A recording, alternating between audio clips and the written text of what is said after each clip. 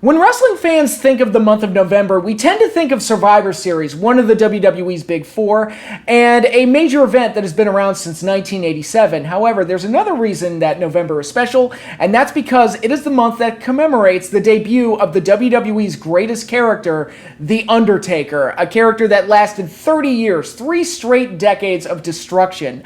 And The Undertaker character will go down as one of the most legendary figures in WWE history, and synonymous with that brand. So to commemorate The Undertaker and to pay tribute to him, I've decided to do a special series where I look at each year of Undertaker's career, specifically his time in the WWE. So none of this, Mean Mark Callis or Texas Red, none of that. This is all focusing on his WWE career. And I'm going to look at each year of his career, each calendar year, so from 1990 all the way to 2020 when he had his last match with AJ Styles. And I'm going to pick a favorite match that he had from each year and a worst match that he had from each year. And this is a fun little project that I've done purely to pay tribute to The Undertaker, such a special presence for myself and many other wrestling fans. And I think the way this is going to work out is that it's going to be a 3-part series, so I'll get 1 decade per video. And I think part 1 is going to be the best one of the series because the 90s covers The Undertaker's great evolution from when he first came to the company.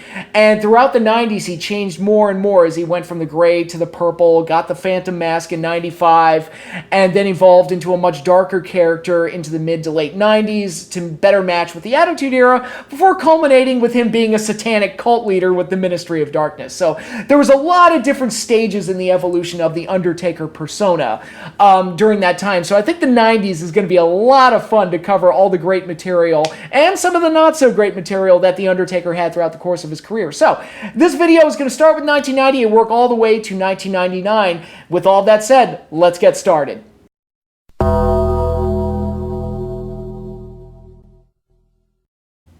Starting with 1990, this one is actually kind of hard and easy to pick a best and a worst match.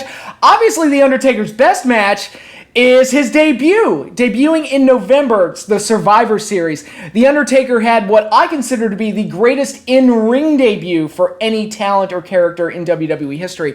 I think Kane's debut in 1997 at Bad Blood during the Undertaker-Shawn Hell in a Cell match is the greatest character debut of all time, but we're talking strictly in-ring. I think The Undertaker's role in the Survivor Series match of the $1 Million Team versus Dusty Rhodes' Dream Team, I think is the greatest in-ring debut of all time because the character instantly connected with the audience, and everyone that watched that match that night knew that they saw something special with The Undertaker's debut. So basically what happened was we had a feud going on between the $1 Million Man Ted DiBiase and Dusty Rhodes. And so naturally, back in those days, if two guys are feuding, they form their own Survivor Series team, and they have that match at Survivor Series before eventually doing the bigger one-on-one match down the road. They would have their big blow-off match really at Royal Rumble 1990 with Dustin Rhodes involved and all this other stuff. So Dusty Rhodes' team, he got the Hart Foundation, great pick, greatest tag team of all time, and Coco Beware to round out his team.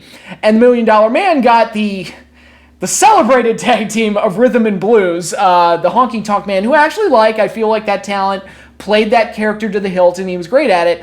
Less great at playing an Elvis impersonator, though, was the poor unfortunate soul Greg the Hammer Valentine, who was woefully miscast, and that tag team never worked because of it. So, but the $1 Million Man was supposed to have Bad News Brown on his team, but Bad News left the company before the pay-per-view, so it left DiBiase to select a mystery partner, who ended up being Mark Calloway, making his WWF debut as The Undertaker. Complete with Brother Love as his manager, The Undertaker came out with the long trench coat and the hat and the chilling funeral dirge type music that instantly set him apart from everybody else that was on the show. And when you watch Undertaker in that match, the way he moved, where he was very slow and deliberate like Frankenstein, but then have these bursts of speed to show off his athleticism, it really set him apart from everybody else that was on the roster at that time. He was a instantly magnetic character, and it came with him overpowering Jim the Anvil Neidhart and quickly eliminating Koko B. Ware, the first talent in WWE history, to suffer the fate of the Undertaker's celebrated Tombstone Piledriver. And he also got to, in a sense, eliminate Dusty Rhodes from the match, although Undertaker himself was ultimately counted out. The final match came down to Bret the Hitman Hart and Ted DiBiase, ultimately won by DiBiase. But even though he was counted out, Undertaker's debut was the big talking point coming out of it, and it was obvious to everyone watching that a new major character was born, and they had a hit on their hands for sure. Now, if I had to pick a worst match from 1990, I instantly went to Undertaker's Hall of Fame speech, where he specifically talked about an enhancement match that he had on TV very early in his run, where the young, no-name jobber talent that he was working with kept botching a bunch of spots.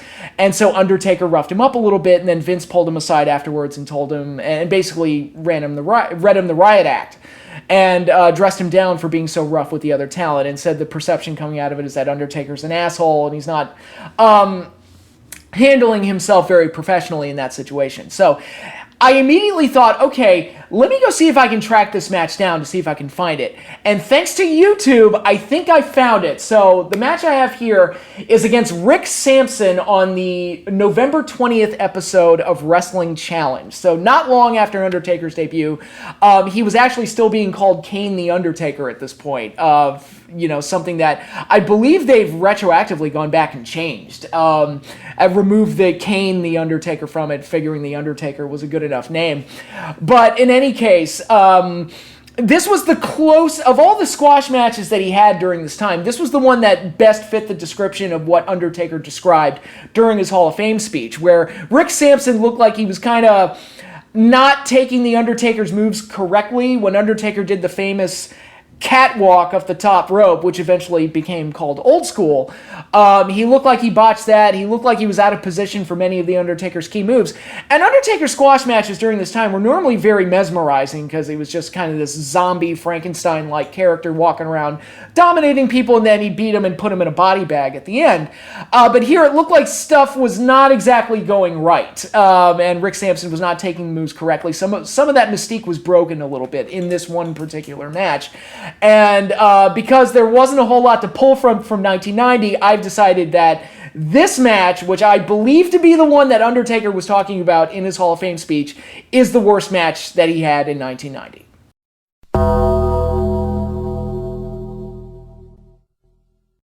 Now, 1991 would see The Undertaker raised to bigger and better heights as the quality of opponent he would face would become much bigger stars. Now, granted, his debut match saw him wrestle with Dusty Rhodes, which is pretty big, but after that, he worked with Tugboat and an over-the-hill Jimmy Snuka, who was largely, just there to lose to people at that point. But after WrestleMania, he found himself in the program that would help set him apart, because he was feuding with the Ultimate Warrior, the perfect opponent for him in many ways. Because as two characters, they were both over the top, both very colorful, but on different ends of the energy spectrum, where Undertaker was very cold and deliberate and slow-moving, and the Ultimate Warrior was just this wild burst of energy like a bolt of lightning that just kind of bounced all around the ring. So putting the two together was actually a really good idea, and I've said before that this was the feud that Ultimate Warrior needed while he was champion, because he didn't have any opponents that complimented him or hadn't already been beaten by Hogan, Savage, or himself previously. And so someone like Undertaker, I think Warrior could have really used while he was champion. But in any case, they had their feud in 91. And probably the most famous part about their rivalry, well, first of all, there was the infamous bit with the casket where Undertaker locked him inside of the casket. And also the Jake the Snake Roberts segments, which ultimately led to Warrior being bit by a cobra.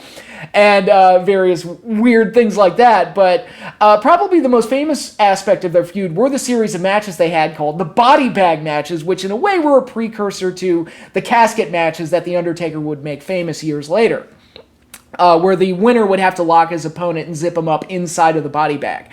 And this was a series of matches that they had all over the house show circuit. Never had it on pay-per-view, unfortunately. That's one of the biggest shames about the Warrior Undertaker rivalry that they never had like a big pay-per-view match. I think if they had done something at SummerSlam, I think it could have been really interesting and very exciting. But my favorite body bag match that they have, of the ones I've seen, was one that they had at Madison Square Garden. The date I have here is July 1st, 1991. It was an action-packed match with two colorful, crazy characters with a unique gimmick. And not only was it action-packed with like pile drivers and everything else galore, it was also...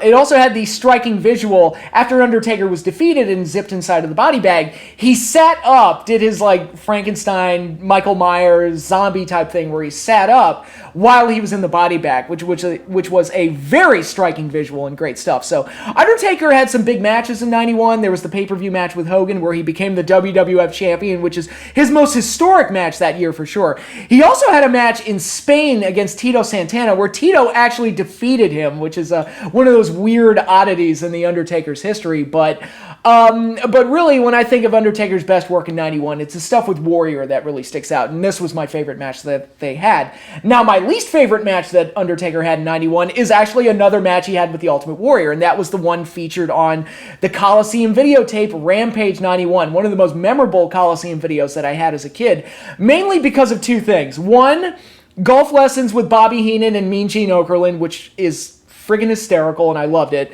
And also a visit into Paul Bearer's house, which is pure gold, and God, do I miss Paul Bearer. Rest in peace, you wonderful, wonderful soul. And rest in peace to Bobby and Mean Gene, too. They were just such unique personalities that we could use more of in wrestling these days. But the main event of the tape, the final match on the tape, was the Ultimate Warrior versus The Undertaker from a house show. I believe, I'm looking at my notes here, it was at a Toronto house show. The date I have is June the 2nd, 1991. I hope that is correct. But in any case, the match that's featured on Rampage 91 is a terrible, dreadful, boring match that sees a lot of rest holds and Taker utilizing the front face kind of Iron Claw, Von Erich style for most of the match. And it was just a very dull, boring, terrible match that ended in a disqualification and not indicative of what Undertaker and Ultimate Warrior were capable of together. Most unfortunately. So, 1991, his best match was with Warrior, and his worst match was with Warrior. Go figure.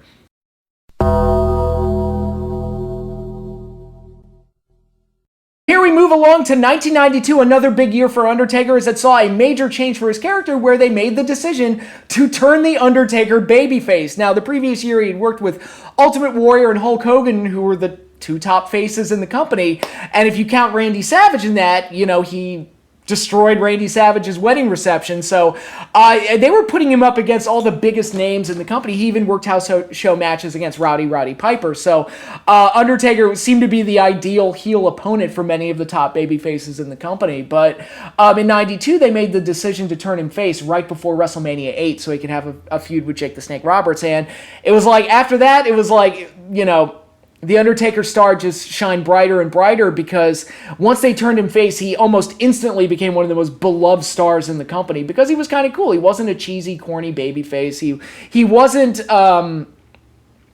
trying to insincerely push some kind of a moral or a lesson or anything, and didn't feel like he was specifically marketed towards children. And because of that, that made him more appealing. It was kind of like having Batman around on a wrestling promotion. I just thought the guy was really, really cool. And all they had to do was turn him face, and I became a huge fan of him overnight. So 92 was a big year for Taker in that regard. Now, if I had to pick a best match from 92, I would say, and this one's kind of a cheat, but I'm going to say Undertaker's best match in 92 was the Royal Rumble, the actual Royal Rumble match from 1992, which saw Ric Flair win the WWF Heavyweight Championship. But the 1992 Royal Rumble is celebrated as one of the best Rumbles, mainly because of the sheer collection of top-tier talent that is in this match.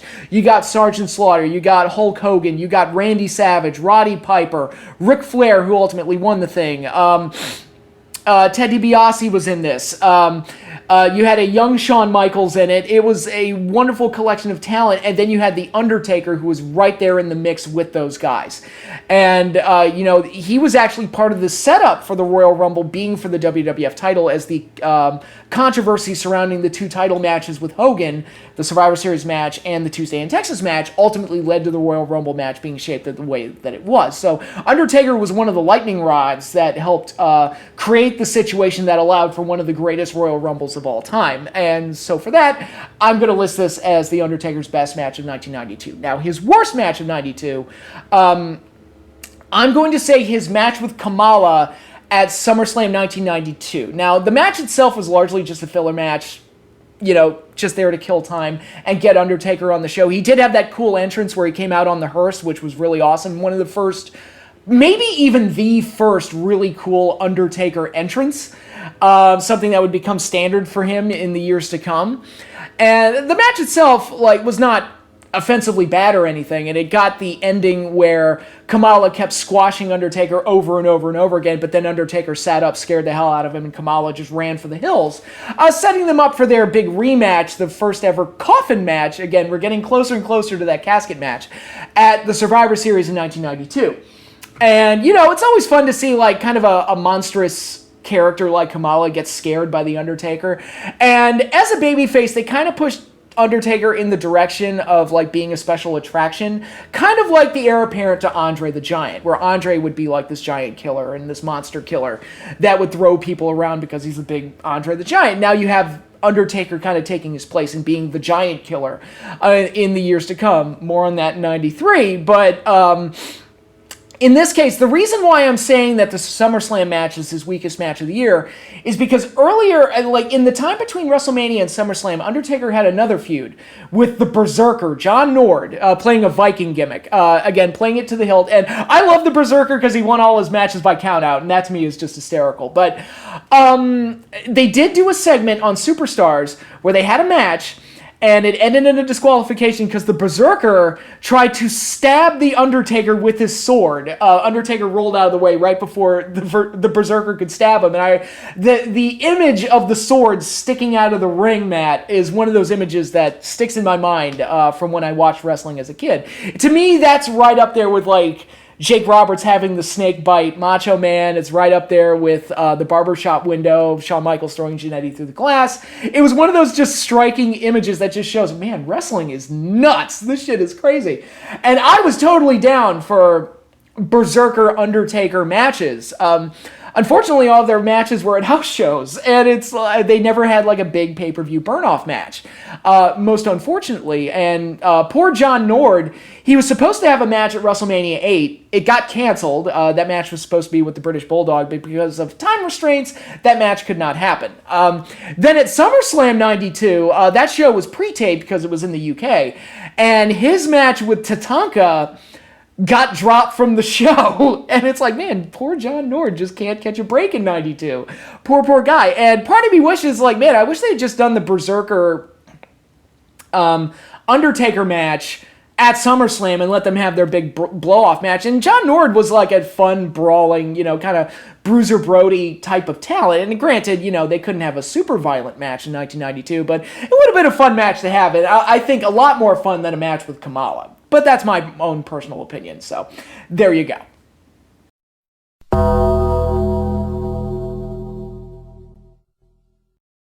Now we're into 1993, a big year for the WWF because they would debut their most famous weekly show of all time, Monday Night Raw, their big live Monday night event, which would be a show that would go on to define the WWE as we know it today. And 93 was their big debut, and interestingly, it also has The Undertaker featured in the very first Raw main event, and a match that I'm going to label as The Undertaker's worst match of 1993 because he faced Damien Demento in what largely amounted to a squash match. But Damien Demento was one of those characters that to me was poorly defined. It was almost like he was designed to be an Undertaker opponent, kind of like a Papa Shango or somebody that was tailor-made to feud with The Undertaker, because he was kind of this dark, creepy gimmick. But instead of being something like a Mankind or something like like I said, like a Papa Shango even, which is not a hugely celebrated character, but one that I thought was pretty cool and perfectly in line with this era of the WWF. Damien Demento was just so poorly defined. Like, I didn't understand it. I didn't get it. I didn't understand what they were going for. And it kind of reminded me, for those of you who remember, when Sean Stasiak was doing the Planet Stasiak gimmick, which was another crazy gimmick that was ultimately poorly defined, and I had absolutely no idea what they were even going for with it. So, because Damien Demento was such a poorly defined character, this being the first Raw main event just seems strange on paper. And although what's not strange is Undertaker destroying him was absolutely welcome, because, you know, why give that character more time than it needs? Just let Undertaker kill him and let's be done with it. So that's my pick for his worst match of 93. Now, my favorite match of 1993 came much later, actually at Survivor Series 1993, where Undertaker made his debut 3 years earlier, and here he is again in a big elimination Survivor Series match. This time as part of the All-Americans, Lex Luger's team, teaming Lex Luger, The Undertaker, and one of my all-time favorite tag teams, maybe even my favorite tag team of all time, the Steiner Brothers against the Foreign Fanatics, the classic USA versus the Evil Foreigners. Yokozuna, Ludwig Borga, Crush, and the other Quebecer who didn't get hurt. I believe Jacques was the one who didn't get hurt. But in any case, what I love about this match was how it perfectly set up and whet our appetites for an eventual Undertaker versus Yokozuna showdown. By this point, Yokozuna was already the WWF champion. He had destroyed Hulk Hogan, beaten Bret Hart, survived Lex Luger, but now he was face-to-face with The Undertaker. And that stare-down they had at the beginning of the match was awesome and immediately captured all of our imaginations. And then, deliberately so and wisely, Undertaker was kept out of the match for the entire thing. Like, the Steiners got eliminated and some of the Foreign Fanatics got eliminated, and it had come down to Borga, Yokozuna, Luger, and Undertaker, and Luger was in trouble. But finally, Luger gets that hot tag, and boom, The Undertaker goes to work and beats the ever-living crap out of Yokozuna. Survives the Banzai drop, both men get counted out, eliminating them from the match, but the stage was perfectly set for an Undertaker-Yokozuna showdown on pay-per-view for the WWF title, which we would get at the Royal Rumble the next year. So, for presenting The Undertaker as well as they did, this match was my favorite of 93. Now, as far as other notable Undertaker matches in 1993, you may be surprised that I didn't pick the Giant Gonzalez matches as his worst. But, as I've said before on this channel, I honestly don't hate those matches. I know I'm going against the grain here, but the WrestleMania match, to me, for the reputation it has as being one of the worst matches of all time, first of all, it's not that long, and I thought the ending where Undertaker stormed down to the ring and clotheslined him and knocked him down was pretty cool. So there was enough, like, I guess you would call it window dressing or bells and whistles or gaga to kind of cover up for the fact that Gonzalez is a garbage worker. I think they were able to get around that. And then the SummerSlam match they had, yes, the RIP match, rest in peace match, whatever. The gimmick sucks because it's just a no DQ match. But, I mean, come on, I popped when Paul Bearer came back and grabbed the urn. I mean, come on, if you don't pop for that, you're not a wrestling fan if you don't get into stuff like that, as far as I'm concerned. So again, enough whistles, enough bells, enough gaga to make that match work. So I honestly don't hate the Gonzalez-Undertaker matches. Again, unpopular opinion, but that's my stance on the matter.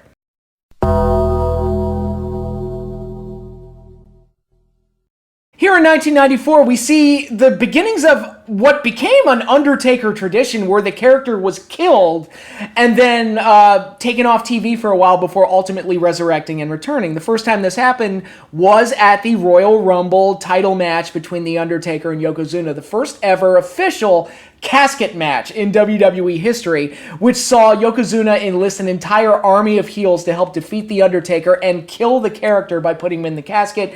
The urn exploded with all the green smoke. Again, a lot of theatrics, a lot of craziness with this thing, and it was punctuated by The Undertaker exploding out of the casket and ascending to the heavens, not to be seen again for most of the rest of the year. He actually missed WrestleMania this year. And then during the summer, they started doing the Where is the Undertaker storyline, kind of like an investigative report of Undertaker sightings all over the country, where he was showing up at playgrounds and bakeries and grocery stores and all this other stuff. And it was really fun, and it ultimately led to Leslie Nielsen getting involved. Now, I've said in the past, while I love Leslie Nielsen, and I do, I think it would have worked better if they got Robert Stack for this, because he was famous for Unsolved Mysteries, and I think it would have played into this whole concept a lot better. But in any case, that was the storyline they went with, and ultimately it was revealed that Ted DiBiase enlisted and bought The Undertaker and brought him back to the WWF, but even at that age, I could tell that that wasn't the real Undertaker. And sure enough, they did the Undertaker versus Undertaker angle, Undertaker versus Underfaker, with Paul Bearer bringing back the true Undertaker for a big showdown at SummerSlam 1994, the Undertaker's big return to the company. Now, the Undertaker's entrance for this match, one of his all-time best. The sheer build-up to it and the anticipation to it is amazing. And again, all the spectacle with the new urn that lights up and all this other stuff, bringing out the casket. Casket's empty, but the urn's inside of it. All of that is fantastic, and I love the entrance. Unfortunately, this match is probably the greatest example of and then the bell rang, because the match itself is not very good at all. On paper, the idea of two Undertakers wrestling each other, the whole doppelganger concept, is a really good idea. It works in comic books, for example. But for whatever reason in wrestling, they've really struggled to make that work really well. I remember when they did the Evil Sin Cara angle, they did the Imposter Kane angle, that one didn't work. It's just something that it seems like a great idea that should work, but rarely ever does. And it unfortunately did not work here. Part of that was because they had to follow the Bret Hart-Owen Hart steel cage match, which was amazing. That was part of it. But in any case, the match was just kind of a stinker. But Undertaker was back, and that was the good news coming out of this. But if I had to pick a worse Undertaker match for 94, this is the one I would pick. But his best match would come at the next pay-per-view, Survivor Series 1994, a year after his first showdown with Yokozuna in the All-Americans versus Foreign Fanatics match. The Undertaker did battle and got revenge against Yokozuna in a casket rematch, a much better match than the one that they had at the Royal Rumble, although I think the Royal Rumble one is more memorable for all the craziness and all the run-ins that they did. This one is a better constructed match, and it had an appearance from Chuck Norris as the special enforcer to keep any invading heels away from ringside. And the end result was the Undertaker getting his revenge, getting the big win, and having what it for me is one of my personal favorite casket matches that has ever been done. I think my number one is Mil Muertes versus Phoenix in Lucha Underground, but this one was very good too, and one of the Undertaker's better ones for sure. And this was a great way for Undertaker to get revenge on one of his greatest rivals.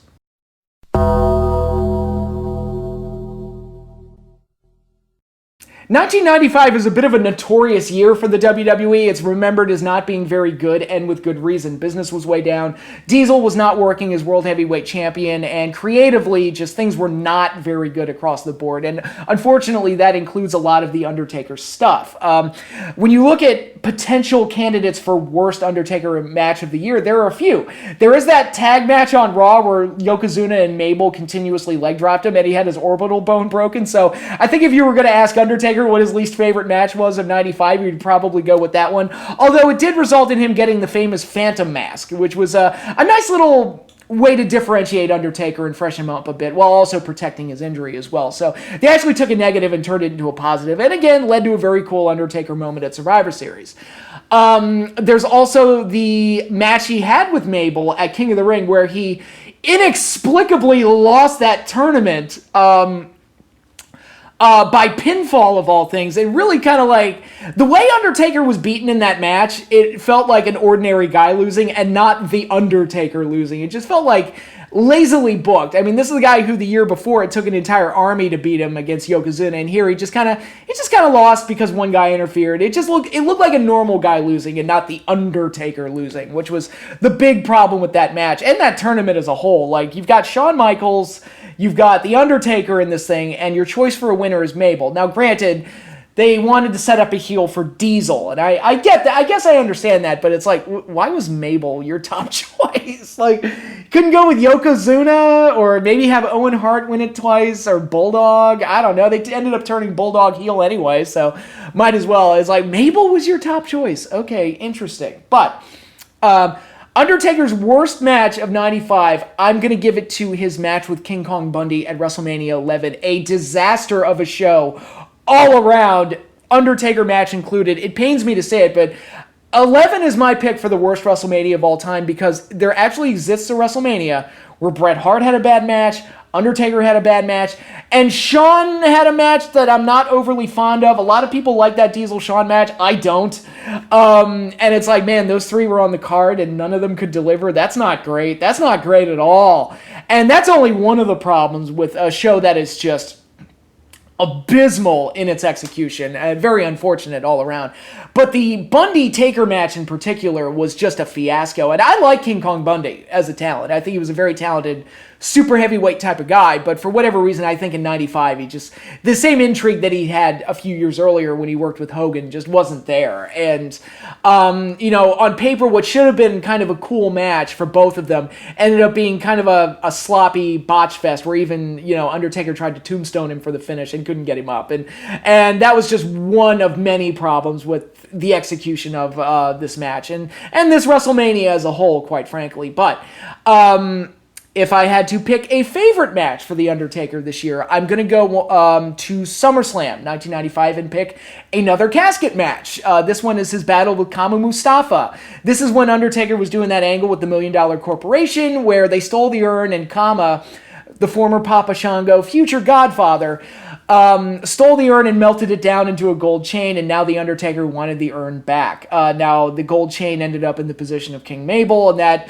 continued all the way to the end of the year where Undertaker finally got the chain back, which he turned back into the urn, blah, blah, blah, blah, blah. They took that I stole the urn storyline very, very far. It was all of 95 it was going on. But in any case, the Kama Mustafa Undertaker casket match is actually pretty good. It's actually a bit of a hidden gem. And, the two guys were friends in real life, so they probably wanted to work really well together. And, the Supreme Fighting Machine Kama is not the most remembered run for Charles Wright, but I think this was one of his better matches that he ever had. And again, another indicator of how well the casket match concept could work when the stars are aligned and you get Undertaker working with the right guy. So, fun match, fun brawl, and a fun use of the casket match concept. So, in a year where there weren't a whole lot of good things going on, this match was definitely enjoyable and my pick for Taker's Best of 95.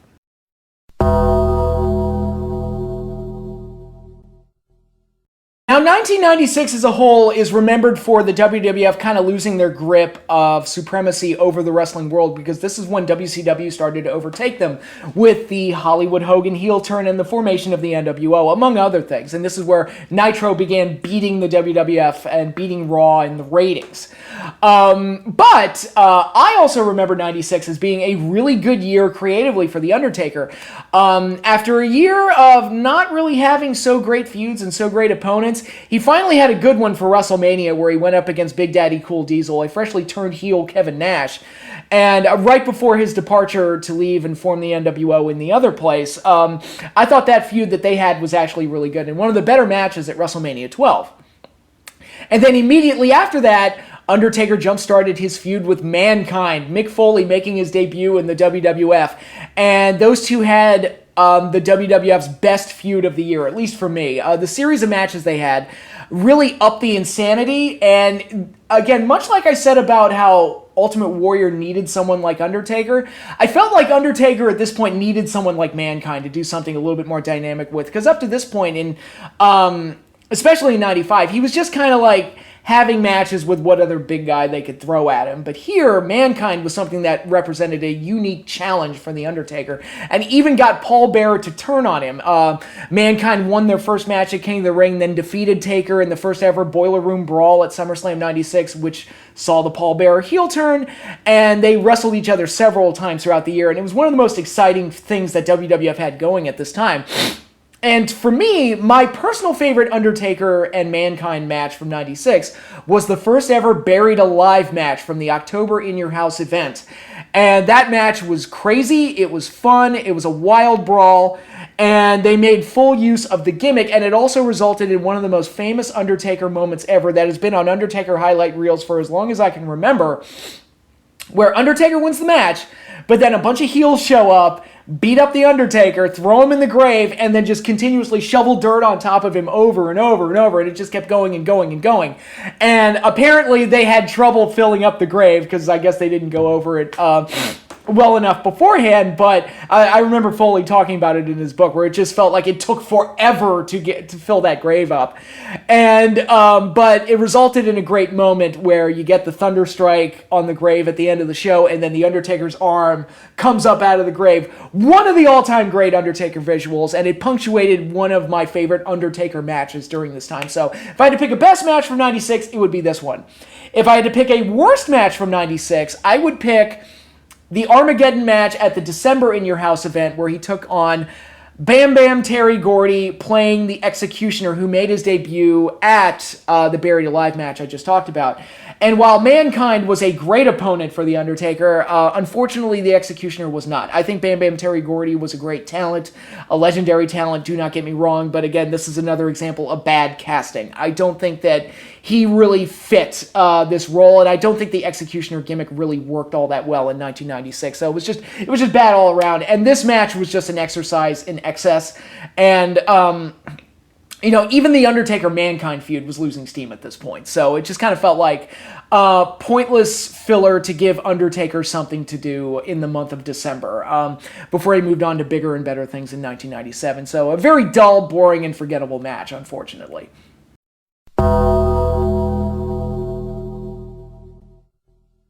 Now, 1997 was a huge year for Undertaker. He would have some of his biggest and most historic matches during this time, but he also finally won the WWF Heavyweight Championship after having not won it since the fiascos with Hogan back in 1991. So he spent most of the year as WWF champion, although it was because of circumstances that kind of necessitated that he win that belt, because Shawn Michaels lost his smile. It kind of threw everything out of whack heading into WrestleMania, resulting in a lackluster title win for him, unfortunately. But 97 was a really, really big year for him. Mostly good stuff all around. He had some solid matches with Vader, namely at Canadian Stampede. He had another good match with Mankind at Revenge of the Taker, although it had a kind of a botched fireball spot at the end, which I feel like fireball spots are botched more than they're hit successfully. He had a tremendous couple of matches with Bret Hart, namely their SummerSlam 97 match and the match they had over in the UK at One Night Only. Terrific matches all around. But if I was going to pick a favorite Undertaker match for 97, it's got to be the Hell in a Cell with Shawn. It's got to be that one. It's up there as a contender for greatest match in WWE history. It's that good, and really took the Hell in a Cell concept and really put it on the map. One of the most innovative, exciting, violent, amazing matches in the history of that company, and really showed off what both men were capable of, how great they were as talents, and also complement the story really well, where it felt like Shawn was just trapped like a rat, with a horror movie villain in there, but it was punctuated by the debut of The Undertaker's brother, Kane, culminating the storyline where Paul Bearer held a secret over Undertaker's head, revealing that he had a brother that died in a fire that may or may not have been The Undertaker's fault, and Kane finally made his return and debut, which I've said it before, and I'll say it again, greatest debut in WWF history, at least for a character making his presence known. It's the greatest debut they've ever done. And there have been attempts to kind of replicate that over the years. I remember feeling like the Abyss Judas Messiah situation in TNA was them trying to recreate Kane a little bit, but it's just never worked quite as well. This was just an amazing moment all around, and it punctuated a fantastic, legendary, one-of-a-kind match that has stood the test of time as one of the WWE's all-time greats. Now, if I had to pick a weakest match for 97 for The Undertaker, he did have that match with Farouk at King of the Ring for the title that was utterly forgettable. Again, I'm not knocking either talent. It's a weird pairing on pay-per-view, number one, and the match itself was just not that exciting, to be perfectly honest. And it also resulted, we saw Ahmed Johnson turn heel, which ultimately went nowhere. Nowhere interesting, I should say. But if I had to pick a worst match that Undertaker had in 97, I'm going to go back to WrestleMania 13, the match with Psycho Sid, where he won the WWF title. It was great that Taker won the title, especially at that time. He hadn't held it in so long that it felt cool that he got it. But the situation itself had absolutely no heat to it. because Shawn lost his smile and threw all of their plans out of whack. And it was like Undertaker had to win the belt just to make the fans happy. That was really all it had going for it. And unfortunately, they didn't even execute that well because Bret Hart basically screwed Sid out of the title. I'm like, why would you do it that way? It was so stupid. But WrestleMania 13 was kind of a weird WrestleMania, to put it bluntly, outside of the amazing submission match between Bret and Austin. There wasn't a whole lot going for that show, and the main event was just heatless, without intrigue. We all knew Undertaker was going to win. I'm like, well, geez, he's got to win this one because there's no story here. There's no reason. Sid only got it just to drop it to Taker, it felt like, and sure enough, Taker won. And again, I'm not blaming this match on any of the performers. There are 3 reasons why matches can be bad. One, it's because the performers don't perform up to the standard to make the match work. 2, the match is laid out poorly and the performers have to act out a really bad story. I think Seth and The Fiend in the Hell in a Cell is a perfect example of that. I think Hogan and Warrior at Halloween Havoc 98 is a perfect example of the former.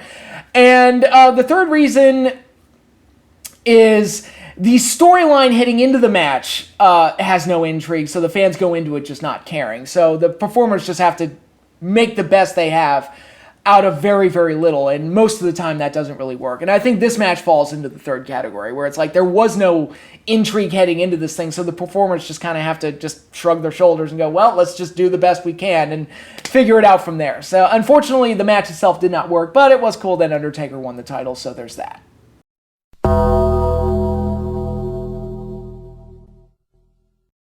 Now, 1998 is the year where WWF really turned it around in the ratings war against WCW. This is when Stone Cold Steve Austin became the champion and took them to greater heights than they had ever seen before. And the overall presentation of the show was a lot more exciting, a lot edgier, and it saw the rise of things like D-Generation X, The Rock, among others. And to fit in with this new creative system, Undertaker became a more intense, darker, scarier character to complement the era that was happening, and he fit in perfectly. And we saw some of the best Undertaker stories in 1998. There was the feud with Stone Cold Steve Austin over the summer that culminated in their big-time match at SummerSlam, The Highway to Hell. And there was his heel turn that eventually led to him becoming a satanic cult leader in 1999. So a lot of good stuff going on for Undertaker creatively. He also had that legendary Hell in a Cell match with Mankind, which is not the best worked match of all time by any stretch of the imagination, but is a sheer example of putting your body at risk for the sake of your art. It's probably the greatest example of that in at least WWE history. I will give it that for sure. But a lot of big stuff coming from The Undertaker in 98. The biggest thing that happened to Undertaker in 98 was his feud with his brother, the Big Red Machine Kane, culminating in one of my personal favorite Undertaker matches and my favorite match that he had in 1998, the match with Kane at WrestleMania 14, which they had built up for months and months and months and resulted in one of my personal favorite big man matches of all time. I have talked about this match many times before. I love this match. It's one of those ones I can watch just about any time and enjoy it as if I was watching it for the first time, because it perfectly encapsulated the story and the characters. Namely, Kane being this unstoppable Jason Voorhees, Michael Myers type of character, and Undertaker having to employ different strategies that he normally wouldn't, because he was the clear underdog, weaker foe, a weaker competitor in this match with the rope-a-dope strategy and using his athleticism because he could not overpower Kane. So a lot going on in this match. You also had the personal element of the brother wanting revenge for being scarred by fire, and that story evolved past WrestleMania, resulting in the first Inferno match, which was crazy, and then took them into the feud with Austin in the summer, where they actually had a reconciliation and joined forces again, but then Paul Bearer came back and drove a wedge between them, joining back up with Undertaker, turning against Kane, who was revealed to be Paul Bearer's son.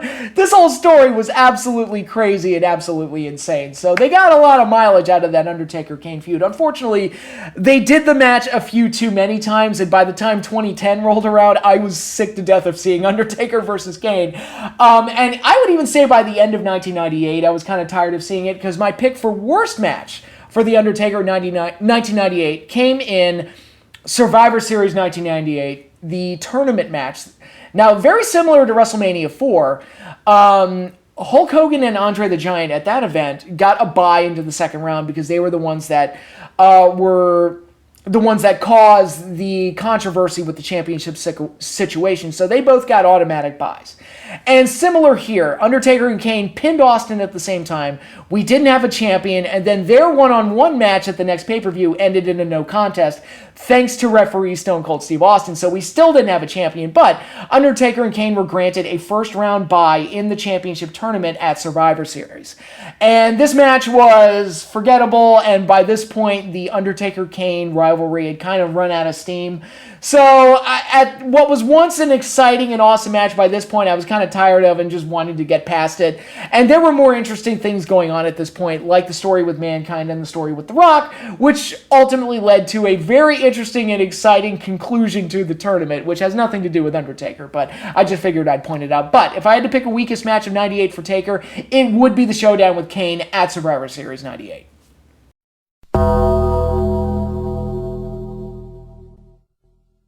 Near the end of part one of this retrospective on Undertaker's career, picking the best and worst matches from each year. And in 1999, we get one of the most interesting years of Undertaker's career, as in January, he revealed himself to be the cult leader of a group known as the Ministry of Darkness, where they performed human sacrifices and satanic rituals live on TV. It was insane. One of the craziest character developments of all time for any personality in WWE. And Undertaker played the role to the hilt with the beard and how sick and evil he looked. And then he started stalking Stephanie McMahon, which got her on TV as a regular character for the first time. He had an Inferno rematch with Kane on Raw, which was, I remember being very good. But the real highlight of that match was him setting the teddy bear on fire to signify that he's stalking Stephanie. I mean, this stuff was insane. Like, you know, I feel sorry for the young people today. It's like, dude, you have no idea how crazy wrestling used to be. Like, you had a satanic cult leader running around. It was like, it barely registered a response because we were just used to wrestling being insane. But this was one of the greatest versions of the Undertaker character because of how intense it was. But as a talent, this was also one of Undertaker's weaker years because he was settled with a lot of injuries. And I think the bells and whistles of being the Ministry of Darkness Undertaker helped get him over some of those injuries. Because while his matches weren't quite as good, he was a lot more interesting as a character because he's a fucking blood-drinking satanic cult leader. And that's just insane. So there's a lot of stuff to talk about this year. There was the run he had with Big Show, which I thought was actually a pretty solid run. They had some big matches with X-Pac and Kane as a tag team, and the Rock and Sock Connection, which I believe, if memory serves me right, the Rock and Sock Connection won their first tag titles from Undertaker and Big Show. So, you know, a lot of stuff going on there. I thought that was a pretty solid run for both of them. And but Undertaker ultimately left TV by the end of the year to go deal with his nagging injuries. But now looking over the entire year, if I had to pick a best match for Undertaker and a worst match, it's kind of hard because he didn't have a whole lot of really, really good matches. And, well, I'll say this right now. Worst match is an easy pick. It's his Hell in a Cell match with Big Boss Man at WrestleMania 15. A true contender for one of the worst matches in WrestleMania history, in my opinion. You know, for all the shit that the Gonzalez match gets at 9, this one is so much worse. And I think a big part of it is that at this point, it was a heel versus heel match, which to me creates a problem because who the hell are you supposed to cheer for in that situation? Because you've got the guy who's stalking the daughter of the owner of the company, but he's like strangely more likable than the Big Boss Man was, who's a thug for the owner of the company at this point. So you have no babyface, so that, you know, the match is going into it with no heat. The Hell in a Cell gimmick added absolutely nothing except for the visual of Boss Man being hanged, which was a striking visual, but I don't know if it was worth having this match to do it. They could have done that some other way, I feel like. They didn't have to do a Hell in a Cell match. They didn't even have to do this match to really get that visual. I don't know. Maybe that's just me. And the match itself is easily the worst Hell in a Cell match. Well, I don't know. Seth and Fiend is pretty high up there. I don't know. There's a contender now. Seth and Fiend is pretty bad. So, but it's one of the worst Hell in a Cell matches of all time. The one at WrestleMania 15. So much so that people tend to forget that it ever happened. So, There you go. But if I had to pick a favorite Undertaker match from this year, I'm going to go ahead and pick the match with Stone Cold Steve Austin at Fully Loaded 99, the First Blood match. Now, a few weeks earlier, they had done a title match on TV, which was, I believe, still stands today as the highest rated match, the most watched match in Raw history. And that saw Steve Austin win back the championship from The Undertaker, which he lost to him at Over the Edge 99. A not so good match for unfortunate reasons that I don't want to elaborate on here, that has absolutely nothing to do with the performers or the match itself or even the storyline. It was just a very unfortunate scenario that led to that match being not so good. But then you get the most watched match in Raw history where Austin wins the title back, and that sets up this big match, the First Blood match, which had a lot more going for it than the WWF Championship. It was also the end of the Austin McMahon rivalry, where it turns out Vince McMahon was the greater power that was running the Ministry of Darkness and ordering The Undertaker what to do with the famous, "It's me, Austin, it was me all along." One of the best Vince moments ever, even if the reveal kind of disappointed a lot of people. And it was also this weird, like, wait a minute, he was stalking his family? What the fuck? Just to get back at Steve Austin. You gotta love the Mr. McMahon character. But in any case, this match, the First Blood match, was designed to be the end of the Austin-McMahon rivalry, where if Austin won, McMahon would go away. And if Undertaker won, Austin would never be allowed to go for the WWF Heavyweight Championship again. So stakes were high in this one, and the end result was a match that was a complete three-ring circus with a lot of interference and a lot of craziness. Saw a lot of bodies involved, lots of blood involved, but ultimately Stone Cold Steve Austin came out on top as the winner, ending his big rivalry with both The Undertaker and, even more significantly, with Vince McMahon, ending what, in my opinion, is one of, if not the greatest storyline in WWF history. So even though Undertaker may have seemed like a bit player in the larger McMahon-Austin story, he still played a large role in one of the greatest storylines in company history, and that is worth noting, that he helped elevate an already huge, larger-than-life storyline that was one of the best in company history. So,